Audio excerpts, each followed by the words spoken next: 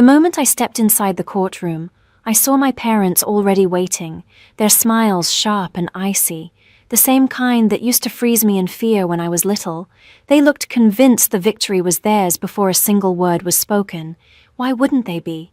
To the world, they were the dazzling Whitmores from television, adored, admired, untouchable, while I was merely the daughter they'd discarded 2 decades earlier. But the rules of this game had changed. My grandfather, the only person who had ever truly cared for me, had passed away, leaving every cent of his billion-dollar fortune to me alone. Now, the very people who abandoned me at his doorstep were dragging me to court to take it back. Standing before the judge, I could feel my pulse beating so loud it seemed to echo off the marble walls. He lifted his gaze, studying me carefully. A flicker of recognition crossed his face, and then, with a stunned tremor in his voice, he said, "Wait, you're her?" The silence that followed was deafening. My parents' polished confidence fractured as the truth they'd buried for years began to surface. I was only 5, the day they vanished from my world. The Santa Barbara sun was merciless that afternoon, blazing, relentless, scorching everything except the hollow chill inside me. My mother, Victoria, crouched in front of me, her white summer dress fluttering, the scent of lilac clinging to her like a lie. "Be good for Grandpa, all right, sweetheart?" she said, her forced smile trembling at the edges. Her lipstick looked too bright, her eyes too dry. My father, Charles, leaned against the car, drumming his fingers on the hood. "Vic, come on. We'll miss the flight." "Flight?" I asked, grabbing her dress with my small hand. "Where are you going? Can I come?" For a heartbeat, she froze. "It's just a quick trip, darling. We'll be back soon." But even as a child, I caught the crack in her voice.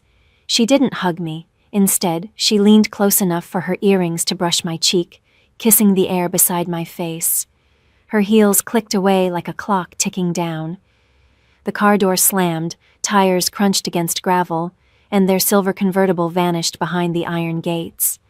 I chased after it until my breath tore in my chest, until my legs gave up. The smell of dust and gasoline hung heavy in the air. I called out to them, but only the wind and faraway seagulls answered. Then a steady hand rested on my shoulder, firm, kind, familiar.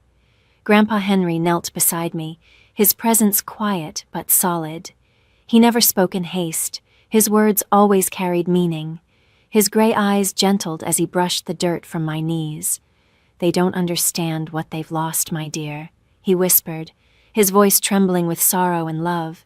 He paused, tilting my chin upward until our eyes met. "You'll never be unwanted again," he said softly, before lifting me into his arms as if I were weightless and carrying me back toward the mansion. My head rested on his shoulder, and the rhythm of his heartbeat steadied the fear still pulsing inside me. That was the first moment that felt safe all day. Later that night, I sat in the vast kitchen, my legs swinging above the tiled floor while he stood by the stove making cocoa himself. No staff, no formality, just him. "Extra marshmallows, right?" he asked, smiling faintly. I nodded, tears blurring my vision. When he tucked me into bed, the house seemed too large, too still. The slow, steady tick of the grandfather clock echoed like the footsteps of people who would never return. "Will they come back?" I whispered. He hesitated, then ran a gentle hand through my hair. "Some doors, my dear Emma once closed, should remain shut." Before switching off the lamp, he added quietly, "You'll never have to chase love again. From now on, it lives right here." In the dim light, I clung to his hand and believed every word. That was the night I stopped waiting for my parents and started belonging to someone who truly stayed. Life with Grandpa Henry bore no resemblance to the movies about billionaires. His estate perched on the cliffs of Santa Barbara, gazing out over the Pacific like a silent sentinel. Inside, though, there were no lavish galas or servants bustling about. The rhythm of the house was calm, precise, and filled with meaning. Every morning at 6, his gentle knock woke me. "Up, Emma. The world doesn't wait for those who linger," he'd remind me. I would shuffle to the kitchen, where he sat already with black coffee and the morning paper spread wide. "Read this," he'd say, tapping a headline. "Then tell me what they're not telling us." At first, I barely understood, a little girl trying to finish her breakfast. But over time, his lesson unfolded. Never believe a story just because it's printed. Truth, he said, hides beneath the surface, waiting for those who dare to dig for it. He was the founder of Whitmore Industries, a vast network of shipping and logistics that tied nations together. Yet to him, integrity always outweighed wealth. Money, he'd often say, is like salt water. The more you drink, the thirstier you become. So make sure what you crave is worth it. I watched the world bend toward him, politicians eager for his handshake, lawyers seeking his wisdom, employees driven not to disappoint. He ruled with fairness, never cruelty, his authority quiet but absolute. When I turned 10, he finally brought me to his office. The glass towers downtown shimmered under the fading light, glowing like the future he was preparing me to inherit. Inside the building, every person greeted him with quiet respect, and me with cautious curiosity. "This is my granddaughter," he announced, pride in his tone. "Someday, she'll ask tougher questions than any of you." His hand rested gently on my shoulder, and I smiled, shy but certain. He wasn't preparing me to inherit power. He was teaching me how to see the truth beneath appearances. Every weekend, we'd drive to the community center he'd built. While other tycoons sent checks and posed for cameras, Grandpa stayed for hours, kneeling beside children as they learned to read or showing teenagers how to manage their first savings. "Power means nothing," he often whispered, "if you use it only to stand above others." When I turned 16, I saw my parents' faces again, glowing on a television screen. They were laughing on a Los Angeles red carpet, promoting a new reality show about redemption. My hands tightened around the remote until my knuckles turned white.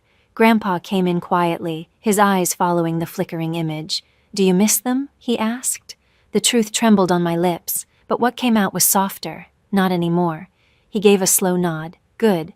Missing those who left is like staring at closed doors. You'll miss the ones still open." That night, he handed me a small, worn journal bound in brown leather. "For your truth," he said. "One day the world will try to change it. Don't let them." I had no idea then that this book would become my shield, the evidence that would one day protect me when my parents tried to erase me in court. The morning he passed away, the world felt unsteady. The air hung still, the sea below the cliffs too calm. I found him in his study, his head bowed over his desk, glasses still perched above an open page. The final line he'd written read, "Truth, in the wrong hands, turns to poison."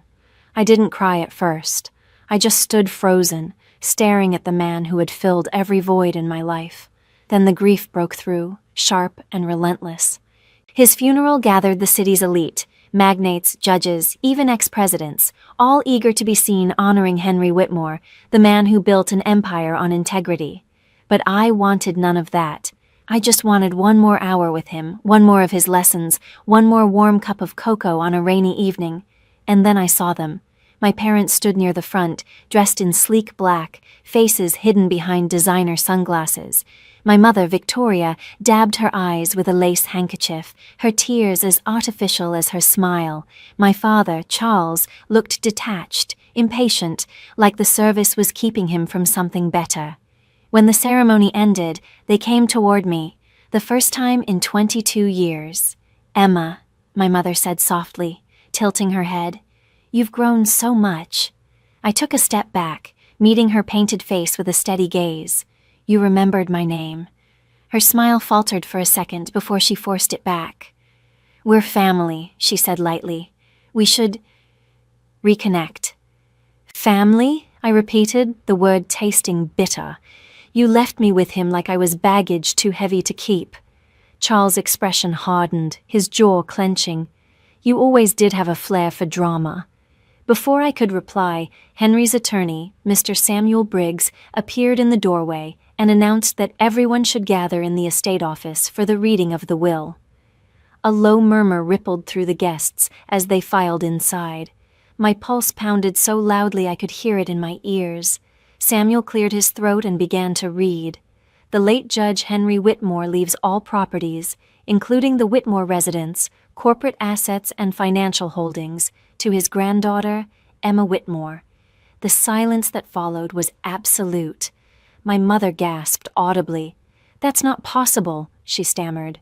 Charles slammed his hand on the polished table. He was old. He wasn't in his right mind. But Samuel didn't waver. He also left a written message for his son and daughter-in-law, he said, his tone steady. It reads, "Those who abandon truth for comfort have already surrendered their inheritance." Victoria's lips trembled. "He can't do this. We're his children." Samuel met her eyes without flinching. "He already gave you everything that mattered, a chance to be decent. You chose to waste it." I stood motionless, my fingers gripping the table's edge until they ached. For the first time, I saw my parents stripped bare, their polish gone, their charm unraveling in front of everyone. When the crowd began to drift away, my mother turned toward me, her voice low and venomous. "You'll regret this, Emma. You don't deserve a single piece of what he built." I met her stare evenly. "Neither do you." Outside, the wind roared through the gates, scattering white petals from the funeral wreaths across the gravel. In that moment, I understood that grief and greed often arrive together, and in the whisper of the wind, I could almost hear Grandpa's voice. "Stand tall, Emma. The truth always reaches back." It began again a week later, with a thick white envelope waiting on my doorstep. No sender, just my name written in bold, unmistakable handwriting, Emma Whitmore. I tore it open, expecting sympathy cards. Instead, my eyes froze on the heading, Notice of Civil Action. Below it, the words hit like a blade. Charles and Victoria Whitmore versus Emma Whitmore, claim of undue influence. For several seconds, I couldn't move. My hands trembled so violently that the papers slipped from my grasp. My own parents were taking me to court, accusing me of deceiving the only man who had ever loved me into giving me everything he owned. Within hours, the story exploded. By evening, every headline screamed the same scandal. Billionaire's granddaughter sued by estranged parents for $1.6 billion estate. Paparazzi swarmed outside the gates, camera flashes slicing through the dark like bursts of lightning. Early the next morning, my attorney, Robert Hayes, called. His voice carried that practiced calm only years in chaos could teach. "Emma, they're moving quickly. The filing's in Los Angeles County. Your father still has friends there." "Of course he does," I muttered. "He always had power, just never the kind that counted." Later that day, I met Robert in his downtown office. He pushed a stack of documents across the desk. "They're alleging you cut off your grandfather's visitors, interfered with his medical care, and pressured him to change his will." A sharp laugh escaped me. Controlled access? He was protecting me from them, not the other way around. Robert exhaled slowly. "I've handled ugly estate disputes, but parents suing their own daughter? That's a first." "They're not my parents," I said, my voice barely above a whisper. "They're strangers tied to me by DNA." Still, my thoughts drifted to Grandpa's final weeks, the soft-spoken dinners, his weary smile, the tremor in his hand when he signed letters. Did he foresee this coming? Maybe that's why he left the journal. Maybe he knew I'd need it. 2 days later, as I left a cafe, a tabloid reporter lunged forward, cameras flashing. "Emma, did you manipulate your grandfather? Did you threaten him?" I stopped, faced the swarm, and replied steadily, "If loving the man who raised me counts as manipulation, then yes, I'm guilty." By the next morning, a blocked number lit up my phone. "Enjoying your fame?" My mother's voice slid through the line like ice. "Why are you doing this?" I asked. "Because you took what's ours," she said coldly. "You stole our life. Now we'll take yours." Then the line went dead. That night, I sat alone in the study where Grandpa once taught me how to read contracts. His photograph rested beside the familiar leather journal. I opened it, my fingers tracing his fading handwriting. "When truth is tested, stand still. Let them strike. They'll only hurt themselves." I closed the book, drawing a slow breath.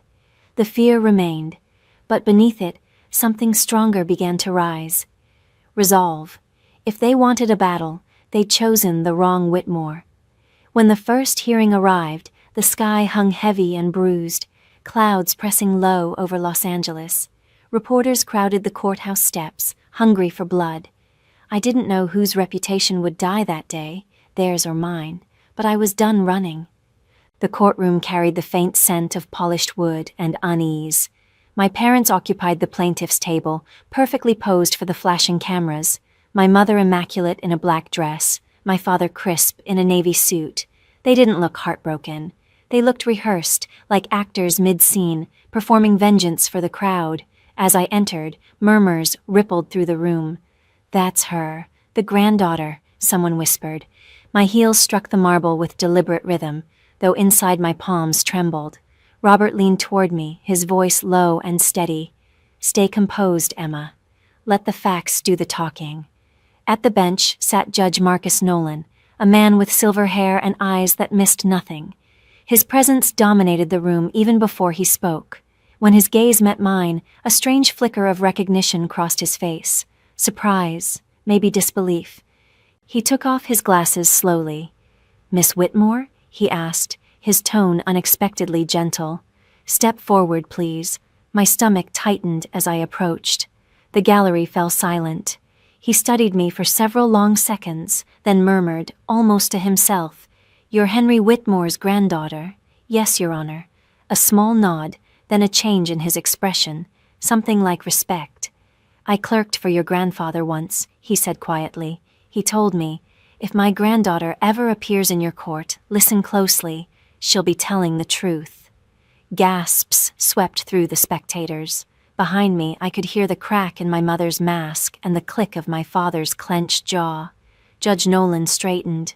"Proceed," he said, his calm voice now edged with conviction, the kind that warned everyone that honesty still had weight here. Their lawyer, Elliot Graves, rose with practiced confidence.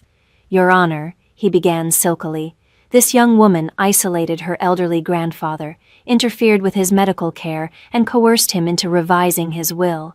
We intend to prove deliberate fraud." Robert remained unruffled. "We look forward to refuting every falsehood, Your Honor." Graves turned, his smile sharp. "She seems remarkably composed for someone accused of stealing $1 billion. I met his stare, my voice clear and even. "Composure isn't guilt, Mr. Graves. It's faith in the truth." A low hum of approval rippled through the courtroom, the sound of an audience beginning to shift its allegiance. Even Judge Nolan's lips twitched, not quite a smile, but close. Once testimony began, my parents' team threw everything they had: distorted emails, clipped phrases from staff reports, fragments of old correspondence twisted out of context. Each time, Robert met them head-on with clean records, precise timelines, and witnesses whose loyalty to my grandfather's integrity never wavered. But the most brutal blow came when my mother took the stand. Her trembling voice was flawless, every tear perfectly timed. "We only wanted to reconnect with our daughter," she said, pressing a tissue delicately to her cheek. "But Emma pushed us away. She cut us off from Dad. We were only trying to protect his legacy." Her testimony oozed pity, a performance honed to perfection. Yet all I could hear was Grandpa's warning whispering in my mind. Truth in the wrong hands turns to poison. Then it struck me. Poison only harms if you let it in, and I wasn't about to. By the second day, the trial felt more like war. Their attorney, Elliot Graves, strutted across the floor like it was a stage, waving papers and performing outrage for the cameras. But I hadn't come to act. I'd come to finish what they started. Robert rose slowly, composed as ever. "Your Honor," he said evenly, "the defense submits new evidence, medical evaluations, witness statements, and the late Judge Whitmore's personal correspondence. One document in particular deserves attention." At the word correspondence, my mother's back went rigid. She already knew. Judge Nolan gestured for him to continue. Robert handed over a thick folder, then turned toward me. "Miss Whitmore, please take the stand." My pulse thundered as I crossed the room, each step echoing in the silence. I'd rehearsed this moment countless times, but facing the two people who had both created and betrayed me made my chest ache. Robert placed a letter beneath the evidence camera. My grandfather's familiar handwriting filled the screen, steady, elegant, undeniable. To my dearest Emma, it read, "You were never my duty. You were my choice. If you ever stand against those who left you behind, don't meet them with hate. Let truth defend you. It always will." The room went utterly still. My mother's painted composure began to crumble. My father stared down, jaw locked. Robert's voice remained steady. These letters spanned 10 years, each one affirming Judge Whitmore's clear mind, affection, and conscious decision to leave his estate to his granddaughter. Elliot Graves shot to his feet. "Objection, Your Honor. These letters are nothing but emotional theatrics. They prove nothing of legal significance." "Overruled," Judge Nolan said, his voice sharp and final. "The decedent's intent is exactly what this court is here to determine. Continue, Mr. Hayes." Robert gave me a subtle nod. My signal. I reached into my bag and withdrew the leather journal Grandpa had gifted me on my 16th birthday. Its edges were frayed, the spine cracked, each page softened by years of turning. "This," I said quietly, "was my grandfather's personal diary. He wrote in it every night until the week he passed." Flipping to the final entry, I steadied my voice. The ink had faded slightly, but the handwriting was strong. "My son and his wife live for appearances. My granddaughter lives for truth. The estate must belong to her, not as a reward, but as protection. She carries my conscience where I no longer can." The silence that followed felt sacred, almost holy. Then my mother's composure shattered. "He was sick," she cried, leaping from her chair. "He didn't know what he was saying. She manipulated him." The gavel came down with a sharp crack. "Mrs. Whitmore, sit down," Judge Nolan ordered. Her words bounced off the wooden walls and dissolved into nothing. I turned toward her, the woman who gave me life but never love, and spoke softly. "No one manipulated him, Mother. He just finally saw you for who you really are." For the first time in years, I felt the truth settle inside me like armor. I wasn't their pawn anymore. I was Henry Whitmore's granddaughter. By the third day, time itself seemed to drag.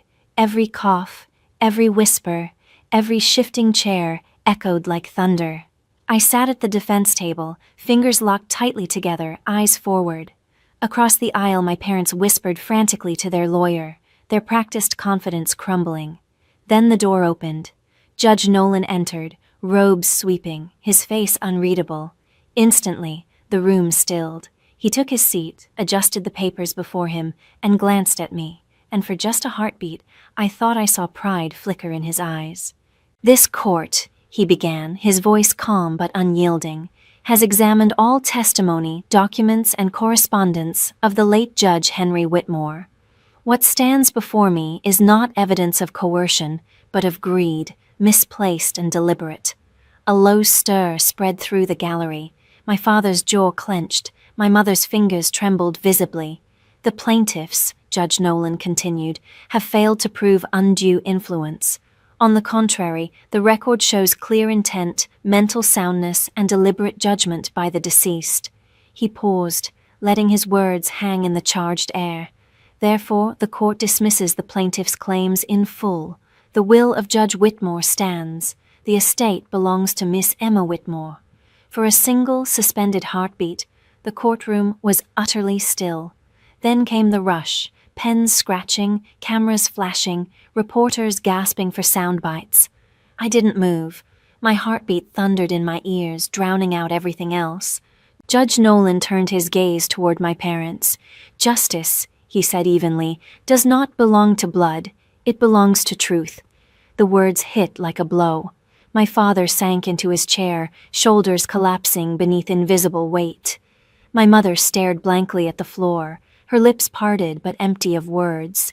The gavel struck once, a sharp, final crack that sounded like the last shot of a long battle. When I rose, my legs trembled. Robert placed a reassuring hand on my shoulder. "It's over," he murmured. "You did it." But victory didn't taste like triumph. It felt like ash, the quiet that comes after a storm, when the smoke still hangs heavy. As I turned to leave, my mother's hand shot out and clamped around my wrist. Her nails bit into my skin.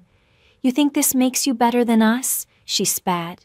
"You'll regret this, Emma. You'll end up alone, just like him." I looked straight at her, my voice steady. "I'd rather be alone than hollow." I pulled free.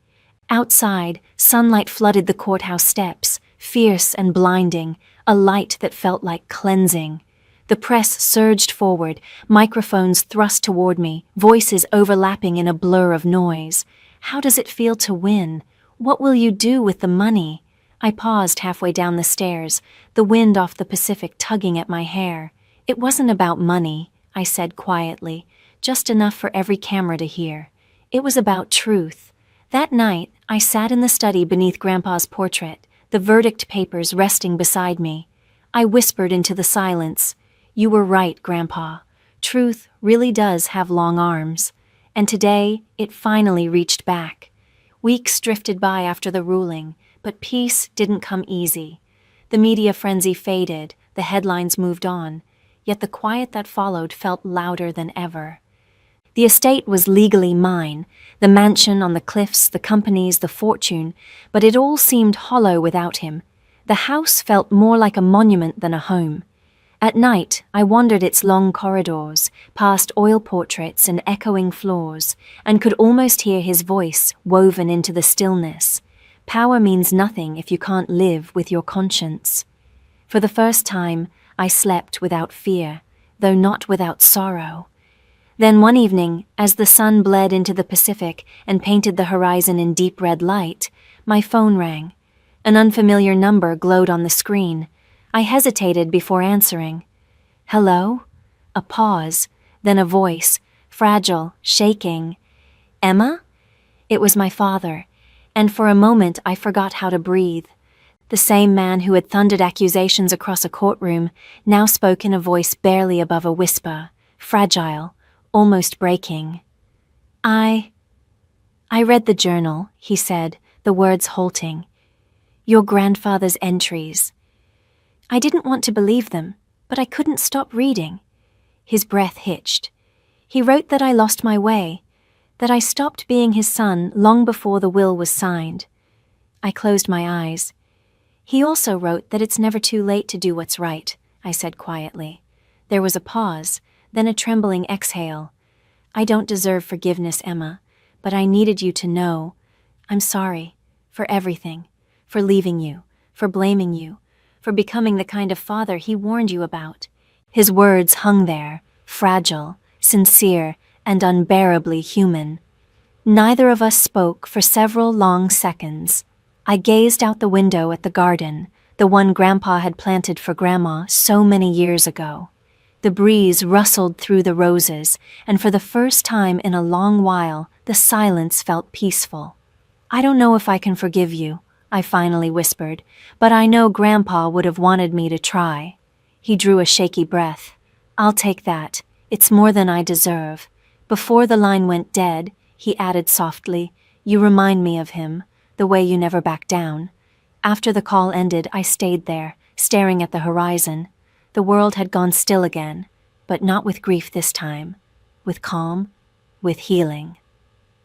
I stepped outside barefoot, feeling the cool grass beneath my feet. The sun had slipped beneath the ocean, leaving the estate bathed in warm, golden light. In my hands, I carried Grandpa's journal. Turning to its final page, I read the words that had outlived him. "True justice isn't found in courtrooms, but in the hearts of those who keep believing in it." Tears finally came, soft and unhurried. "I believe, Grandpa," I whispered. "I always will." And in the hush of the evening breeze, I could almost hear his reply, gentle, proud, at peace. "Then I can finally rest, my girl." As the ocean wind drifted through the roses, it struck me with quiet clarity. Justice had been won long ago, but forgiveness, that was the real inheritance he'd left behind.